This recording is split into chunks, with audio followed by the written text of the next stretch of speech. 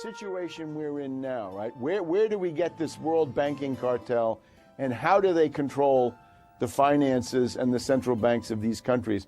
It actually takes us back to 1895, and this was an attack on the United States organized by London and by Morgan.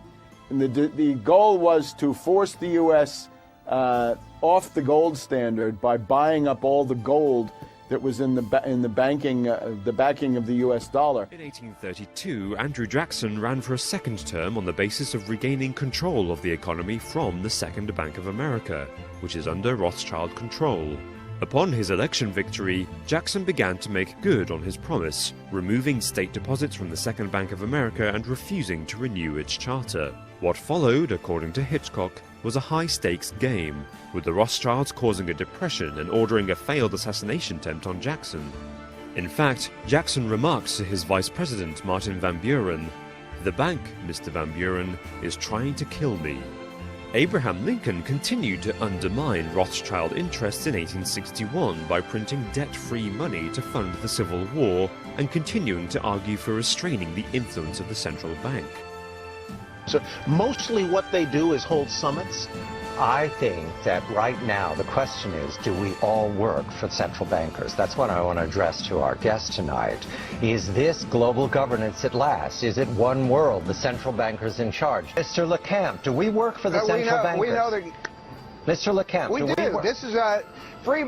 We do. Look, markets are driven by policy now. They're not driven by market forces. They're driven by fiscal cliffs. They're driven by central bank proclamations. They're driven by false rumors coming out of the ECB. Fiat currency really that's continually watered down. They continue to water our currency down so the markets go up and we feel good about it. We see the Russian stock market weakening.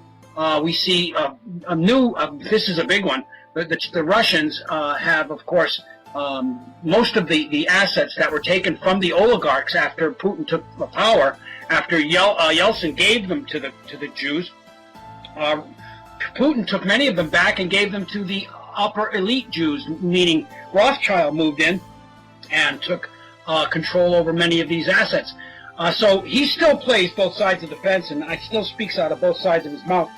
And I've never been convinced that he's not a key player in the top of this pyramid. But well, there is that suspicion. Many people would say, well, is this, Russian-Chinese deal, the BRICS concept, is this just more of the Hegelian dialectic? Is Russia still under the influence of the Rothschilds and this sort of international banking system, or is Russia has Russia really separated? Is Putin really a nationalist and separate from that international octopus of finance?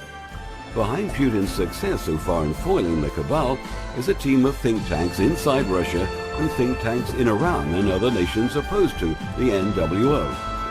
They take their job seriously in trying to resolve and counteract all the threats in a diplomatic way and stay within international law, and at the same time show some claws and teeth, because keep in mind they also like winning.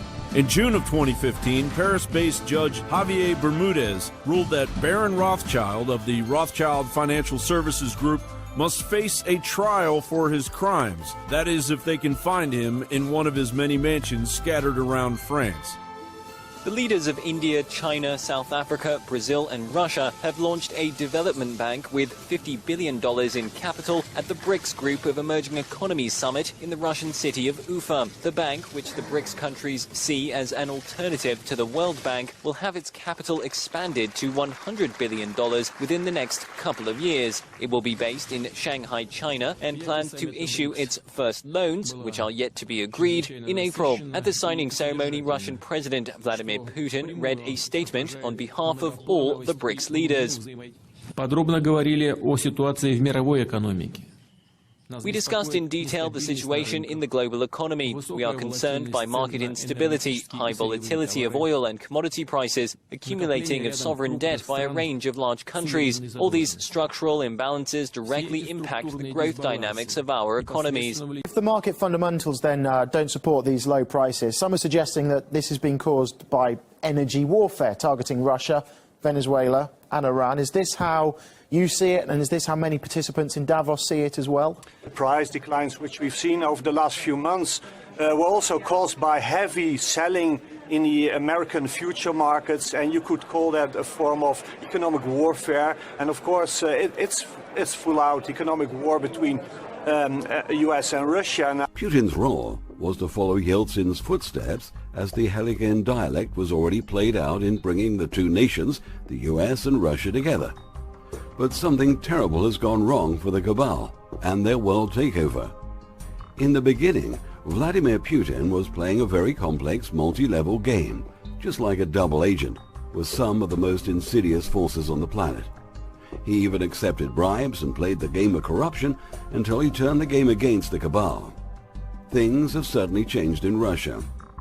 The Western worldwide media started the biggest lie and propaganda campaign against Putin and every country who opposes the new world order. When the currency of the world's largest oil producer collapses like this, it is a very big deal. Russia's economy is facing a depression, not a mere recession, but a depression. This is all the result of the dramatic cut in the price of oil. It is Americans who bumped up the production of oil in North Dakota and Texas and elsewhere in America. They've put out all this extra oil, the price has declined sharply, and Putin is taking the heat because of it. Решение о национализации этой библиотеки было принято советским правительством, первым советским правительством, и членами его являлись примерно на 80-85% евреи. Но они же, руководствуясь ложными идеологическими соображениями, шли тогда на аресты и репрессии. И иудеев, и православных, и представителей других конфессий, мусульман. Они всех гребли под одну гребенку. И вот эти идеологические шоры и ложные идеологические установки, они, слава богу, рухнули. Russian President Vladimir Putin has warned Israel against supplying weapons to the Ukrainian government, which is battling a Russian-backed insurgency in its eastern regions. Putin's warning to Israel came just days after he lifted a ban on selling sophisticated anti-missile defense systems, which military experts say could be used to shield Iran's nuclear facilities from possible future airstrikes. The United States and Israel had lobbied Russia to block the S-300 system missile sale before it did so in 2010. Israel sees Iran's nuclear program as an existential threat and previously threatened to attack Iran if it is unhappy with an eventual deal. It is not clear what weapons Israel could provide Ukraine, but Israel has some of the most high-tech military hardware in the world. I'm worried more about the ease with which decisions are being made to use force in international affairs nowadays. For example, it has become a steady trend in US policy. During Clinton's era, they bombed Yugoslavia and Belgrade. Bush invaded Afghanistan. Iraq was invaded under far-fetched false pretenses, liquidating an entire administration, including Saddam's children. And now it's Libya's turn. It opens with a pretext to defend civilians, but it's the civilians who die under the bombs during airstrikes. Where is the logic and conscience here? Both are absent. There are already victims among the civilians. What I want to say here is that we want and we plan to live in peace with everybody. We desire not to quarrel with anyone, and more so to be at war. But current developments in Libya confirm Russia's policy of building up its defenses is correct. Syria has received its first batch of Russian anti-aircraft missiles, and that's what President Assad told the Hezbollah television network. The statement's adding fuel to the tensions over the S-300 air defense system, with the U.S. slamming Russia's actions and Israel signaling it would prevent it from becoming operational. RT's Polis Lear is following international escalation over Syria. Moscow says that it will continue to supply air defense missiles, calling it a balance that is designed to deter foreign intervention inside Syria.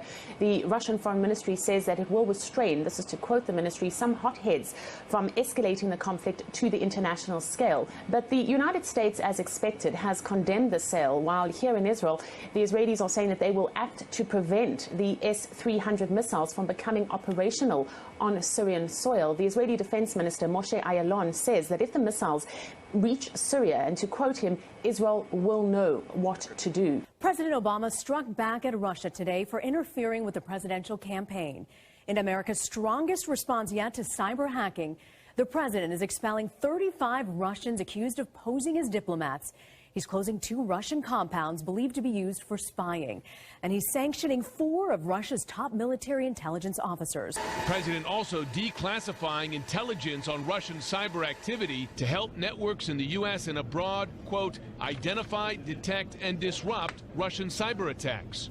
In spite of this and the U.S. intelligence community's assessment that Russia ordered the election hacking, President-elect Trump just last night continued to dismiss both Moscow's involvement and the importance of the hacking at all.